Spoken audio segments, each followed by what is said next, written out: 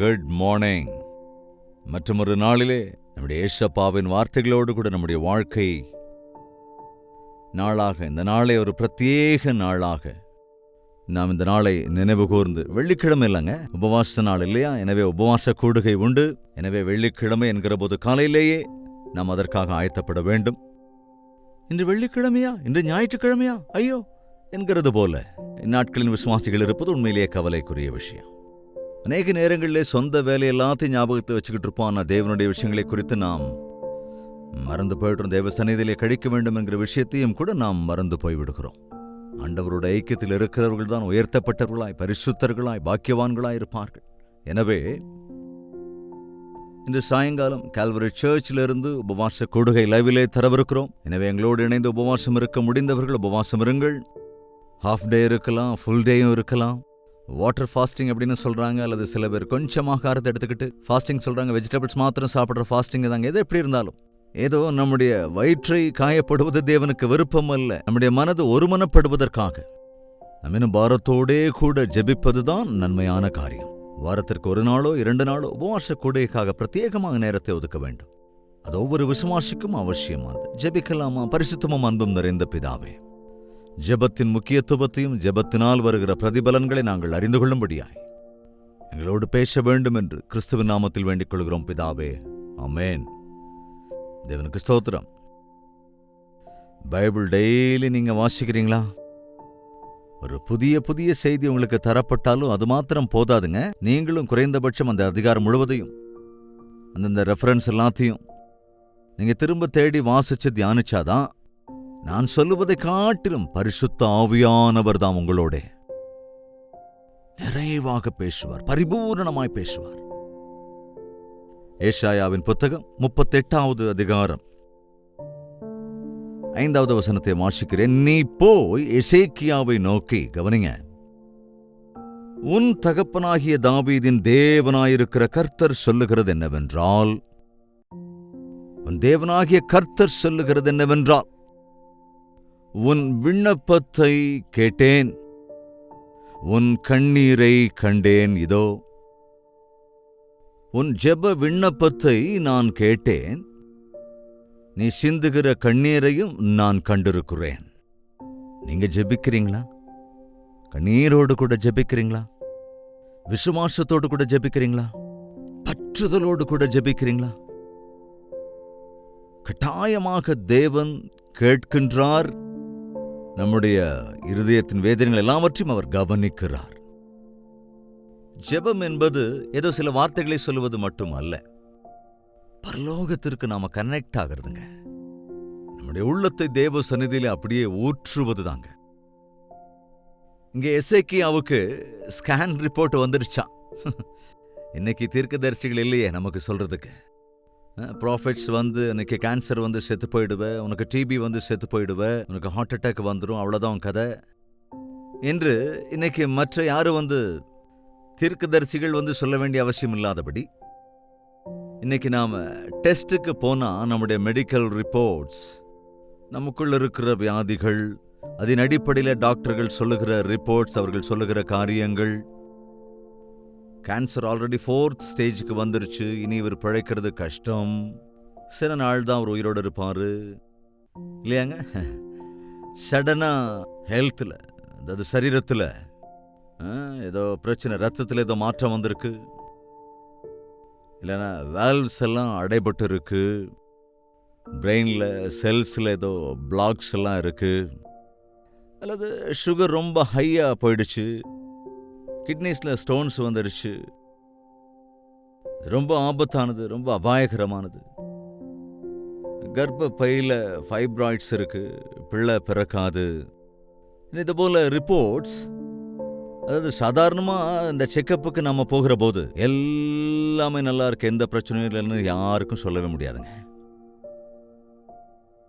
நிச்சயமா, அதாவது 100% ஹெல்த்தியா இருக்கிற அப்படின்னு சொல்லப்படுறவங்க ஒருவேளை அந்த நாளில் அப்படி இருக்கலாம், ஆனால் நெக்ஸ்ட் வீக் செக்கப்புக்கு போகும்போது அதே மாதிரி இருக்கிறது இல்லை.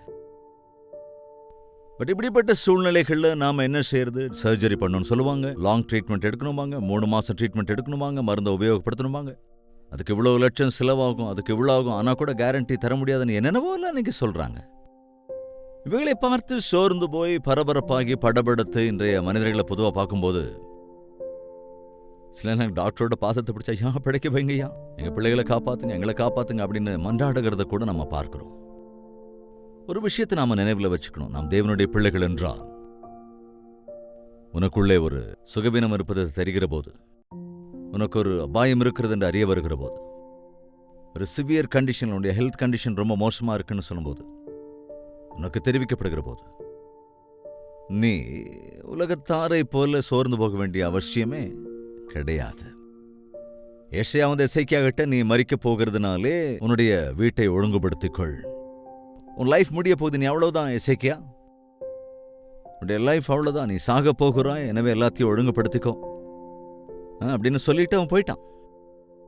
அவன் போன பிறகு எசேக்கியா என்ன செய்தான் பார்க்கலாம். 2ஆம் வசனத்துல எசேக்கியா தன் முகத்தை சுவர்புறமாய் திருப்பிக் கொண்டு, கர்த்தாவே, நான் உமக்கு முன்பாக உண்மையும் மன உத்தமமாய் நடந்து உமது பார்வைக்கு நலமானதை செய்தேன் என்பதை நினைத்தருளும் என்று விண்ணப்பம் பண்ணி எசேக்கியா மிகவும் அழுதான். ஆண்டவரே, உம்முடைய கிருபையினாலே நினைவு கூற வேண்டும் என்று எசேக்கியா கண்ணீர் சிந்தி அங்கே கர்த்தரிடத்திலே விண்ணப்பம் செய்தான். ஒரே வார்த்தையில சொல்லணும்னா, ஆண்டவரே என் மீது கிருபையாயிரும், உம்முடைய கிருபையோடு என்னை நினைத்தருளும், நான் உம்மையே விசுவாசித்திருக்கிறேன், உம்மிடத்திலே நான் நம்பிக்கையோடு இருக்கிறேன், உம்முடைய ஆலயத்தின் காரியங்களில் அக்கறையோடு இருந்திருக்கிறேன், உம்மில் அன்பு கூறியிருக்கிறேன், என்னை ஒரு விஷயம் நினைத்தருளும், என்ன சுகமாக்குங்கன்னு அவன் கேட்கல, எனக்கு ஆயுள கொடுங்கன்னு அவன் கேட்கல. ஆண்டவர், ஒரு விஷயம் என்னை நினைத்தருளுங்கப்பா, எனக்கு தகுதி இல்லாவிட்டாலும் உம்முடைய கிருபையால் என்னை நினைத்தருளும் என்று கண்ணீர் சிந்தினவனாய் ஜெபிக்கின்றான். ஆக்சுவலா நம்முடைய கண்கள்ல கண்ணீர் வருவதற்கு எவ்வளவு நேரமாகும் நினைக்கிறீங்க? காலையில எழுந்த உடனே மறு நிமிஷமே கண்கள்லாம் ஒரு மாதிரி இருக்கும். நாம் நம்முடைய இருதயத்தின் ஆழத்திலிருந்து தேவனிடத்திலே முறையிடுகிற போது நம்முடைய கண்ணீர் ஆறை போல ஊற்றும். எரேமியா அழுது மன்றாடுகிற தீர்க்கதரிசி என்று பார்க்கிறோம். ஜனங்கள் செய்த குற்றங்களுக்காக, அவர்களுடைய நிலைமைக்காக எரேமியா கண்ணீர் சிந்தி ஜெபித்துக் கொண்டே இருந்தவன். இந்நாட்கள்ல எதற்கோ அழுகிறவர்கள் இருக்கிறார்கள், சுயநலத்தினாலே அழுகிறவர்கள் இருக்கிறார்கள். ஆனால் தேவ சித்தத்துக்கு ஏதுவான துக்கம்,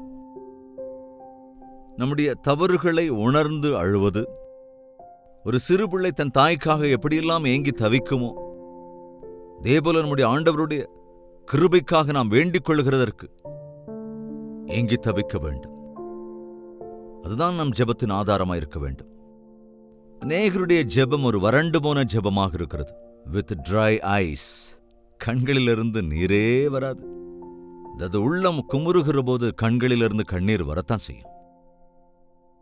அதுபோல ஒவ்வொரு முறையும் நாம் ஜெபிக்கிற போது அட்லீஸ்ட் கண்கள் சிவக்கும் இல்லையா? கண்கள் சிவந்து போகும். அதாவது கண்கள் சிவக்கும்னு அடிக்கடி நான் சொல்ல காரணம் என்னன்னா, கண்கள் சிவக்கும் போது அப்படியே தானே கண்ணீர் வர ஆரம்பிச்சிடும். அதாவது அதிக சந்தோஷம் இருக்கிற போதோ அல்லது அதிக துக்கம் ஏற்படுகிற போதோ ஆட்டோமேட்டிக்காக தேவன் நமக்கு அந்த ஒரு கண்கள் சிவந்து நினைக்கிறதை தேவன் ஏற்பாடு செய்திருக்கிறார். இருதயத்தில் கலக்கம் வருகிற போது கண்களிலே அது அப்படியே வெளியே தெரியும், கண்ணீரின் மூலமாக. கவனிங்க, இயேசுவினிடத்திலே செல்லுகிற போது சில நேரங்கள் நன்றி அறிதலோடு கூட, என்னை போன்றவனை இப்படி உயர்த்திருக்கிறீர், என்னை போன்றவனை நீர் உயிரோடு வைத்திருக்கிறீர், எவ்வளவு நன்மை செய்திருக்கிறீர் என்ற சந்தோஷத்தோடே கூட ஆண்டவரை உண்மையாய் துதிக்கிற போது இந்த கண்ணீர் நமக்குள்ளே ஊற்றெடுக்கும். அவருடைய சன்னதிக்கு போகிற போது நம்முடைய ரகசிய பாவங்கள் எல்லாம் வெளிப்பட்டும் நம்முடைய எதிர்காலமே நமக்கு புரிந்து விடும். அப்படி நம் நிலைமையை நாம் உணர்ந்து கொள்ளுகிற போது நாம் மனம் திரும்புகிறதற்கு, மனம் திரும்புதல் தேவ சித்தத்திற்கேற்ற துக்கம் உண்டாகிற போது கண்கள் நனைந்துவிடும்.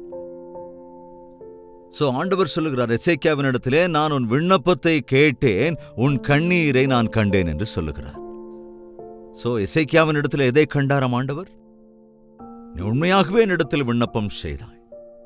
இது வழக்கமான ஜெபத்தை நீ செய்யல, ஆச்சாரமா நீ ஏதோ வேண்டிக் கொள்ளல, நீ ஏதோ ஒரு ஆண்டவர் என்ன ஆசீர்வதிக்காம விட்டுட்டீங்க என்று கோபத்தோடு கூட நீ என்னிடத்தில் கேட்கவில்லை.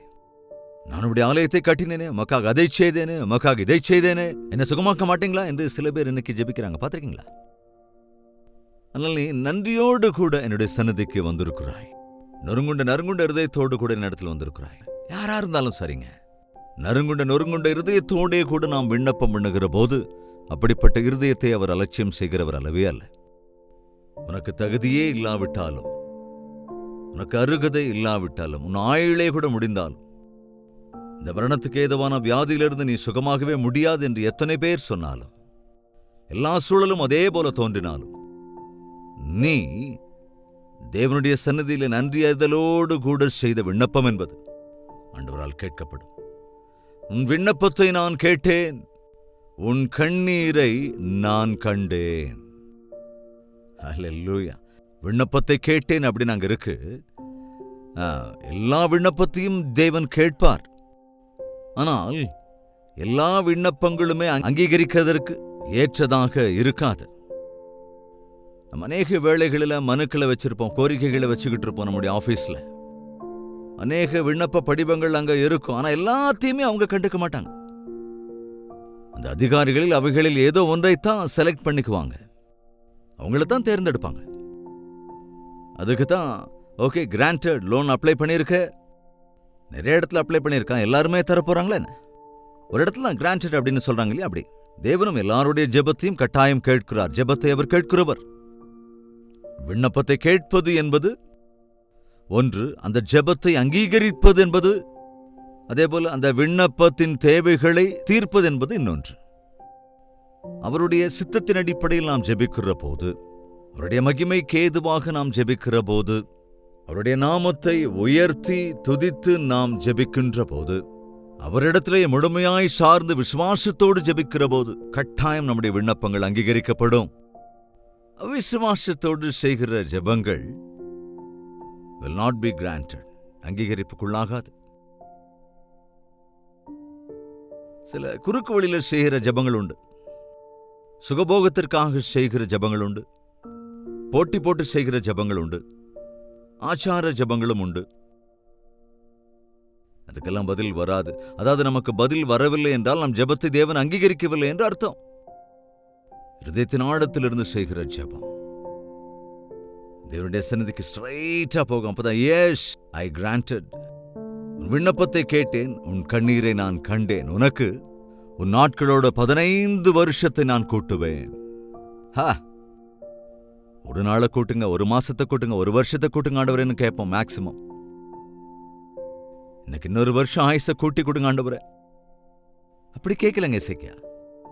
என்னை பிழைக்க வைங்க அப்படின்னு கூட கேட்கலங்க. தேவனுக்கு நமக்கு என்ன கொடுக்கணும்னு ரொம்ப நல்லா தெரியும், நாம சொல்ல வேண்டிய அவசியம் இல்லை. ஆண்டவரே என் வாழ்நாட்களை பெருக்கி தாருங்கன்னு கேட்பாங்க சில பேர்.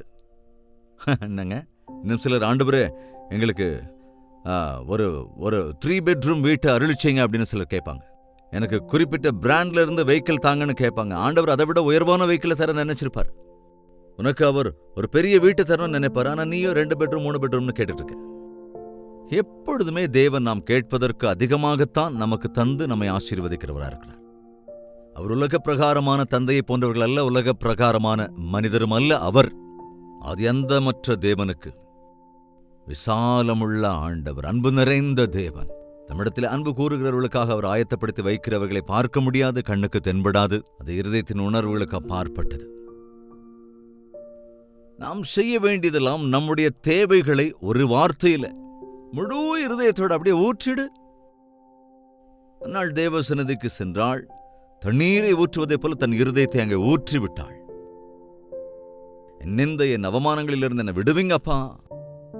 உடனடியாக தேவன் பதில் தந்தார், மறு வருடத்திலேயே உன் மடியில் ஒரு பிள்ளை இருப்பான் என்று. எஸ், தேவன் உன் விண்ணப்பங்களுக்கு செவி சாய்க்கவில்லை என்றால் நீ விசுவாசத்தோடு ஜெபிக்கலன்னு தான் அர்த்தம். நீ கண்ணீரோடு கூட, உண்மையான இருதயத்தோடு கூட, முழு மனதோடு கூட தேவனிடத்தில் விண்ணப்பம் பண்ணி பாருங்க. தேவன் நீங்கள் கேட்பதை காட்டிலும் அற்புதமான பதிலை அருளி செய்வார். எனவே ஜெபம் ரொம்ப முக்கியமானதுங்க. உபவாச கூடுகைகளில் நாம் செய்கிற ஜெபத்துக்கு, நம்ம எல்லோரும் சேர்ந்து செய்கிற ஜெபத்துக்கு, நான் மாத்திரம் செய்கிற ஜெபத்துக்கு இல்லைங்க, நாம் எல்லோரும் செய்கிற ஜெபத்துக்கு அற்புதமான பதிலை தேவன் அருளிச் செய்கிறார். இன்று ராத்திரியும் கூட கால்வரி சர்ச்சிலிருந்து தரப்படும் உபவாச கூடுகையிலே நீங்களும் பங்கெடுத்துக் கொள்ளுங்கள். உங்கள் விண்ணப்பத்தை தேவனுக்கு தெரியப்படுத்துங்கள். ஜெபிக்கலாமா? பரிசுத்தமும் அன்பும் நிறைந்த பிதாவே, உம்மை ஸ்தோத்தரிக்கிறோம். எங்கள் கண்ணீரை காண்கிறவர், எங்கள் விண்ணப்பத்தை கேட்கிறவர், எங்கள் சூழ்நிலைகளை அறிந்திருக்கிறவர், எங்கள் தேவைகளை சந்திக்கிறவர், எங்களுக்கு அற்புதங்களை செய்ய வேண்டும் என்று எங்களுக்காக எல்லாவற்றையும் ஆயத்தப்படுத்தி வைத்திருக்கிற உம்முடைய அநாதி அன்புக்கு ஆண்டவரே வல்லமை உண்டு என்பதை விசுவாசிக்கும்படியாக இந்த வேளையிலும் இந்த ஜெபத்தில் யாரெல்லாம் ஒருமனப்பட்டிருக்கிறார்களோ, எந்தெந்த இருதயங்களிலிருந்து என்னென்ன விண்ணப்பங்கள் உன் சன்னதியை எட்டுகிறதோ அவைகளை ராஜா ஏற்றுக்கொள்ளுங்க. பதிலை அருளிச் செய்து பிள்ளைகளை சாட்சியாய் நிறுத்த வேண்டும் என்று கிறிஸ்துவின் நாமத்தில் வேண்டிக் கொள்கிறோம் பிதாவே, ஆமென். நம்முடைய கர்த்தராகிய இயேசு கிறிஸ்துவினுடைய கிருபையும் பிதாவாகிய தேவனுடைய அன்பும் பரிசுத்த ஆவியின் அந்யோன்ய ஐக்கியமும் சந்தோஷமும் சமாதானமும் நம் அனைவரோடும் என்றும் என்றும் சதா காலங்களிலும் தங்கி தரித்திருப்பதாக, ஆமென். உங்கள் ஜெப தேவைகளை 8939801234 அல்லது வெளிநாடுகளில் இருந்தால் 91001008 என்ற நம்பருக்கு ஜெப தேவைகளை அனுப்பி வையுங்கள். தேவனுக்கு சுத்தமானால் நாளை இதே நேரம் இதே அனுதின தியானத்தில் நாம் சந்திக்கலாம். அதுவரைக்கும் தேவாதி தேவனுடைய மகா கிருபை ஒருமனப்பட்டிருக்கிறவங்கள் யாவருக்கும் துணையாயிருப்பதாக.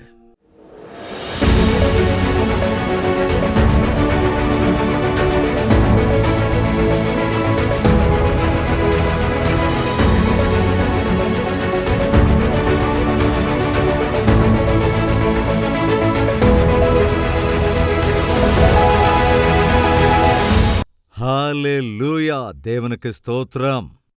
பெங்களூரு மற்றும் பெங்களூரை சுற்றி இருக்கிற பகுதிகளில் இருக்கிறவர்களுக்கு ஒரு நற்செய்தி.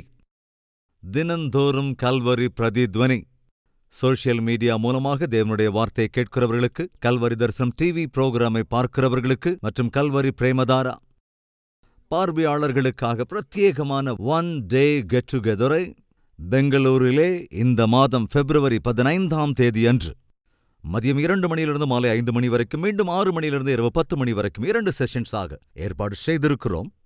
இது ஹாலிடேயாக இல்லாவிட்டாலும் கூட நீங்கள் எல்லோரும் வருவீர்கள் என்று நாம் எல்லோரும் சேர்ந்து தேவன் செய்த நன்மைகளை எண்ணி எண்ணி அவரை துதிக்கிறதற்கு, உங்களை முகமுகமாய் பார்த்து உங்களுக்காக ஜெபிக்கிறதற்கும் மிகுந்த ஜெபத்தோடு கூட நாங்கள் பெங்களூருக்கு வருகிறோம். நீங்களும் வாருங்கள், பங்கு கொள்ளுங்கள், தேவாசீர்வாதங்களை பெற்றுக்கொள்ளுங்கள். முகவரியை குறித்து வைத்துக் கொள்ளுங்கள். குண்டுராவ் ஆடிட்டோரியம், நியர் மந்திரி மஹால், சேஷாத்ரிபுரம், பெங்களூரு. இன்னும் மேலதிக தகவல்களை அறிந்து கொள்ள விரும்பினால் 8939801234 என்ற நம்பருக்கு ஒரு வாட்ஸ்அப் அனுப்புங்கள், அல்லது 8939393939 என்ற நம்பருக்கு கால் செய்து விவரங்களை அறிந்து கொள்ளுங்கள். நினைவில் வைத்துக் கொள்ளுங்கள், மதியம் 2 மணியிலிருந்து மாலை 5 மணி வரைக்கும், மீண்டும் மாலை 6 மணியிலிருந்து இரவு 10 மணி வரைக்கும் பெங்களூரில் இருக்கிற குண்டுராவ் ஸ்டேடியத்தில் ஒன் டே கெட் டுகெதரை உங்களுக்காக ஏற்பாடு செய்திருக்கிறோம். வாருங்கள், பங்கு பெறுங்கள், தேவ ஆசீர்வாதத்தை பெற்றுச் செல்லுங்கள்.